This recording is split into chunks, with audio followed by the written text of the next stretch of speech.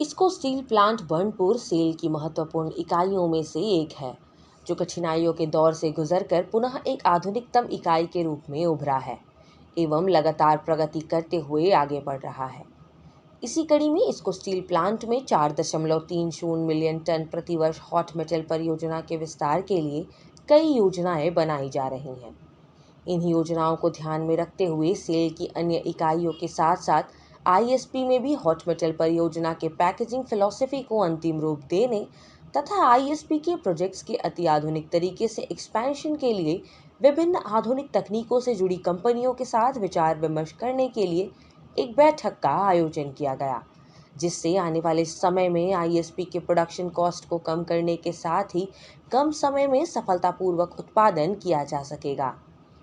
इस एक दिवसीय बैठक को गत 2 जून को बर्नपुर क्लब में आईएसपी पार्टनर्स सिंपोजियम के नाम से आयोजित किया गया, जिसमें देश विदेश के प्रत्येक क्षेत्रों से टेक्नोलॉजी पार्टनर्स तथा मेन पार्टनर्स के रूप में 90 प्रतिनिधि शामिल हुए।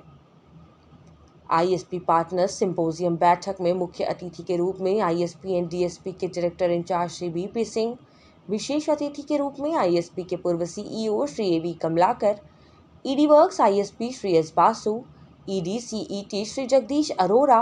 ED works DSP Shri Devtendu Ghosh, ED materials management ISP Shri Rajeev Kumar,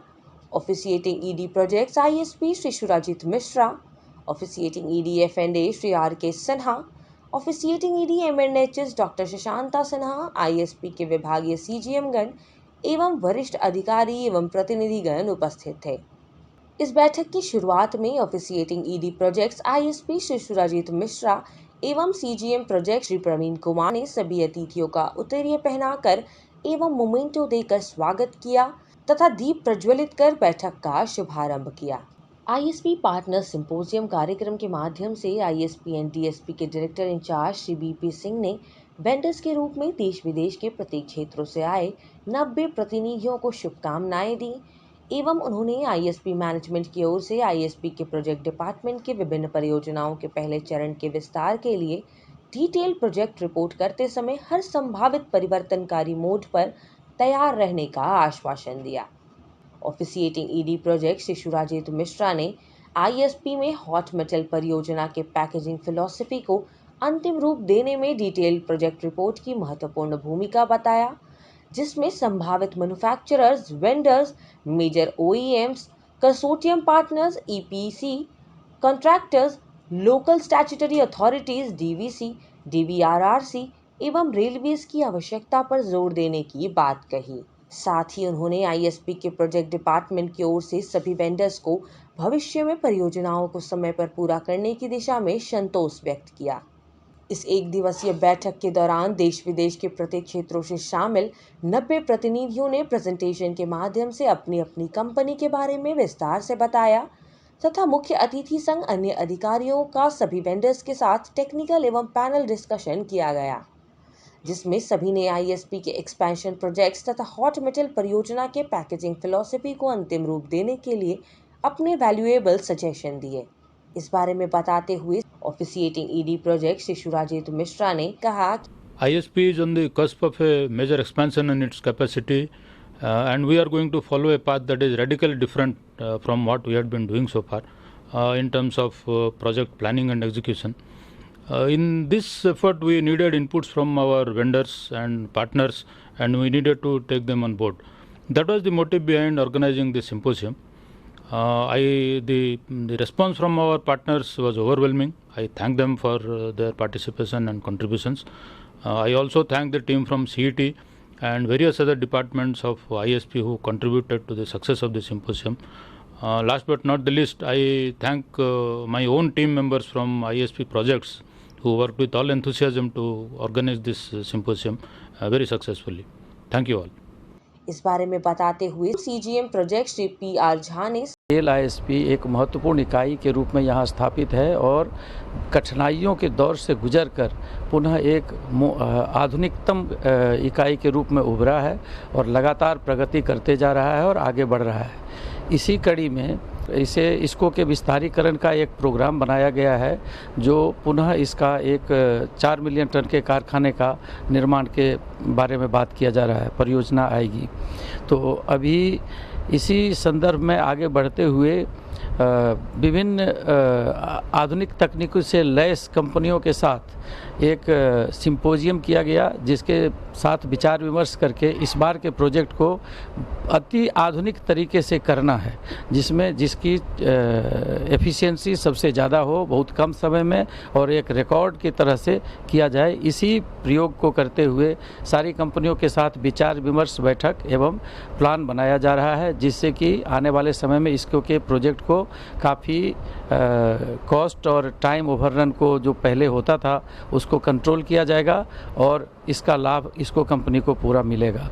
इस बैठक के बारे में सीजीएम प्रोजेक्ट श्री प्रवीण कुमार ने कहा कि In its growth strategy, ISP is having a two-pronged attack. One is increasing its production from the current level of 2.5 to 2.9 million ton crude steel, and parallelly proposal is being processed for a new 4.3 million ton hot metal and 4 million ton crude steel plant at ISP. Accordingly, in the near future, in 4 to 5 years' time, we shall be having a capacity of around 7 million ton of crude steel at ISP. In this connection, board had kindly given us the consent to go ahead with preparation of DPR and undertaking activities for preparing the DPR, environment clearance, and soil and underground mapping. Accordingly, as per timeline, we have to submit the DPR by July end for consideration at corporate level and subsequently obtain the stage 1 approval by September-October 2023. In this connection, package philosophy plays an important role, and in order to take up an expansion program of 4.1 MTPA crude steel,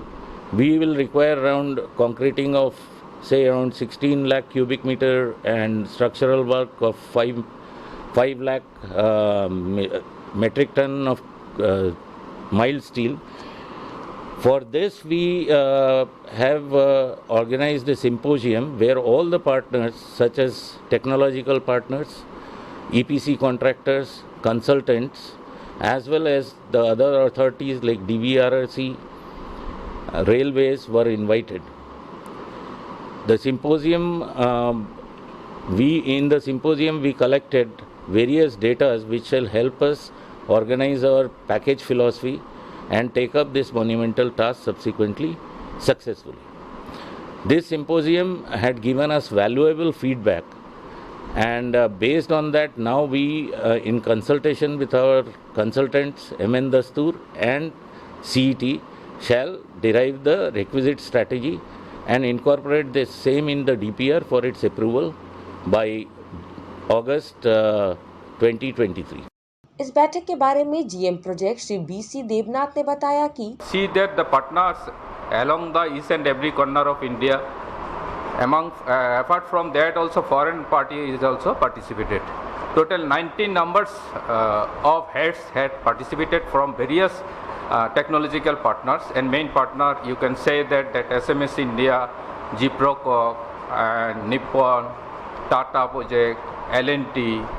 Shapoorji Pallonji, among a lot of others party was also attended in this program, and it was full days program. We have in the technical discussion also 2 types of technical discussion. Apart from that also we have a panel discussion was held. It was fruitfully successful, and it was we thankful to that all the partners, those who have participated in this program, and to give the valuable suggestion to implement our project successfully. Thank you.